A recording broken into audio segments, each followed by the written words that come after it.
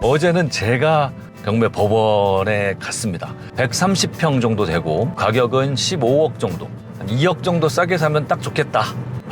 그랬더니 웬걸 상가 물건에 입찰을 하신 분들이 자그마치 24명이었던 거예요. 이거 청울님 감 떨어졌나 보다. 여러분 안녕하세요. 청울님의 출근길 부동산입니다. 자, 오늘은 부동산 시장, 투자 시장에서 돈을 잘 벌기 위해서는 어떤 한 곳에 편협한 시각을 갖지 말고 좀 더 유연하고 넓은 시각을 가지면 좋다라는 말씀을 드려보려고 합니다. 일단은 보면 그 부동산 포털 사이트나 대형 카페 이런 곳 있어요. 그런 곳 들어가서 조회수가 많고 이슈가 높은 그런 글들을 보면 싸우는 경우가 많아요. 뭐냐면 지금 집값이 오르는 게 맞다, 내리는 게 맞다. 상승론자와 하락론자가 싸우고요. 또 때로는 본인들 지역이나 본인들 집, 본인 단지 이런 거 갖고 싸우죠.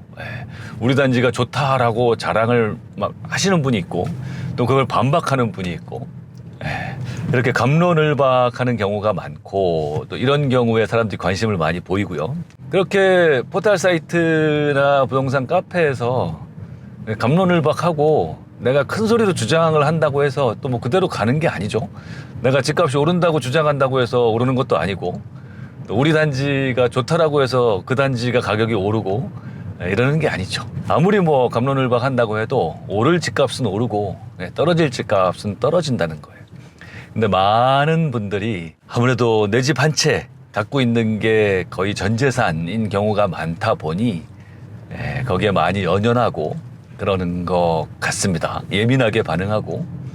근데 그러는 동안 실제로 돈을 버는 사람들은 다른 곳에서 다른 노력을 하며 다른 곳에 신경을 쓰면서 돈을 벌고 있는 경우가 많아요. 예를 들면 제가 지금 실전 투자반을 이렇게 작게 운영하고 있는데 실전 투자반에 계시는 회원 한 분이 그저께 이틀 전에 경기도 수원에 있는 뭐 입지가 좋은 상권에 있는 상가 하나를 낙찰을 받으셨어요.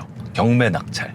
한 3억 원대의 소형 상가인데 입지가 너무 좋고 임대료 수준도 괜찮고 상가 입문용이나 가볍게 임대를 놓기에 너무나 좋은 매물이었어요.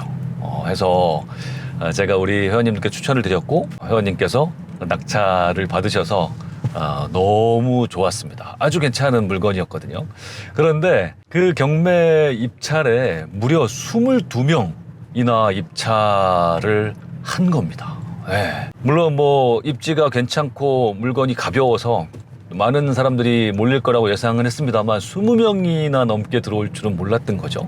이제 그것만 봐도 사람들이 좋은 물건이라면 괜찮은 물건, 돈이 된다라고 판단이 되면 사람들은 다 알아보는 눈이 있고 알아보는 사람들이 많다라는 거죠. 그런 걸 알 수 있었고, 그리고 어제죠. 어제는 제가 경매 입찰을 하러 경매 법원에 갔습니다. 제가 필요로 하는 부동산이 있었어요. 제가 공유 오피스 사업을 하고 있는데 공유 오피스 지점을 내기 위해서 제가 보고 있는 지역이 있습니다. 그 해당 지역에서 100평에서 200평 정도 되는 상가 매물을 찾고 있었어요. 그러니까 매매를 해서 운영하려고. 근데 그 지역에 제가 원하는 정도의 매물이 안 나와요. 그 매물 구하기가 하늘의 별 따기입니다. 그래서 계속 기다리고 있는 중이었는데 마침 매물로 나오지 않고 마침 경매로 제가 딱 찾던 정도의 크기 그리고 제가 딱 원하는 정도의 가격대의 물건이 경매로 나온 거예요. 130평 정도 되고 가격은 15억 정도, 15억에서 16억 정도 되는 물건이었어요. 그래서 오케이, 이건 나를 위한 물건이다 하고 한 15억 정도의 매물이니 뭐 아주 많은 사람이 입찰하진 않을 것이고 한 2억 정도 싸게 사면 딱 좋겠다 해서 저는 13억 원대의 입찰가를 써냈습니다. 그랬더니 웬걸 개차를 할 때 뚜껑을 딱 열어보니 예, 이 15억대 상가 물건에 입찰을 하신 분들이 자그마치 24명이었던 거예요. 그래서 저는 뭐 말도 안 되게 순위권에서 밀려났죠. 예, 그래서 저보다 1억 원 이상 써내신 분이 낙찰을 받아 가셨어요. 거의 매매 가격에 근접한 수준의 가격으로. 좀 허망했죠. 그리고 저는 야, 이거 청울림 감 떨어졌나 보다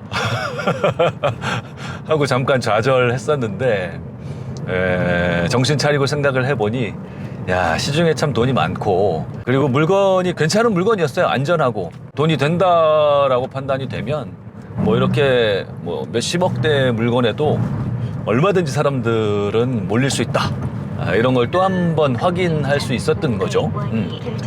뭐 상가뿐만 아니라 또 제가 지난주엔 어떤 일이 있었냐면, 제가 또 노려보던 재개발 구역이 있어요. 서울에.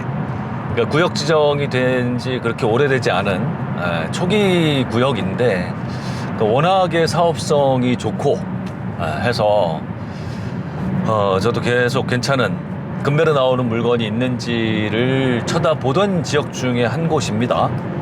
그런데 그곳에서 일반 매물 시세보다 무려 2억 가까이 싼 물건이 포털 사이트에 딱 올라온 거예요. 전화를 해보니 실제로 나온 물건이 맞대요. 그래서 제가 지금 당장 보러 가겠다 하고 출발하려고 준비하고 있는데 연락이 오셨어요. 부동산에서. 그새 계약이 됐다고. 제가 이걸 보면서도 지금 뭐 주택시장은 조금 조정기에 있고 몇 개월째 침체고 미분양이 늘어가고 있고 이렇게 좀 약간 암울한 이야기들만 언론에 나오고 있는데, 그래서 대다수의 사람들, 대중은 지금 부동산이 어렵구나, 이럴 때는 너무 섣불리 움직이면 안 되겠구나 라고 생각하고 있지만, 또 어느 한편에서는 이렇게 돈을 버는 사람들은 계속 생겨나고, 또 조금 시야를 넓혀보면 좀 새로운 분야들, 좀 넓은 분야 쪽으로 이렇게 관심의 영역을 넓히다 보면 얼마든지 수익을 낼 수 있는 분야는 많이 있더라 라는 것을 여실히 느낄 수 있죠. 해서 투자를 오래 하면 할수록, 그리고 다양한 분야로 영역을 넓혀서 공부를 해보고 경험을 해보고 하면 할수록 더 느껴지는 건 뭐냐면, 상승기에만 돈을 벌 수 있는 건 아니다. 오히려 하락기에도 반드시 기회가 생긴다. 하락기에는 당연히 사람들이 심리적으로 움츠러들고 경쟁이 줄어들고 이게 핵심이거든요. 그리고 평상시에는 나오기 어려웠던 좋은 매물들이 나온다는 거, 그리고 좋은 가격으로 나오는 물건들이 반드시 있다라는 거, 그런 분야가 있다라는 거, 이것을 여실히 알게 돼요. 그래서 너무 한쪽, 내가 알고 있는 분야, 아니면 내가 물건을 갖고 있는 분야, 그런 한 분야에만 너무 매몰되지 마시고, 가능한 좀 더 다양한 분야로 눈을 돌려보시고 공부를 하고 경험을 하기 위해서 노력을 하셔라. 그러기 위해서는 새로운 것에 도전하고 새로운 것에 투자하는 그런 용기를 가져야 된다라는 이야기를 드리고 싶습니다.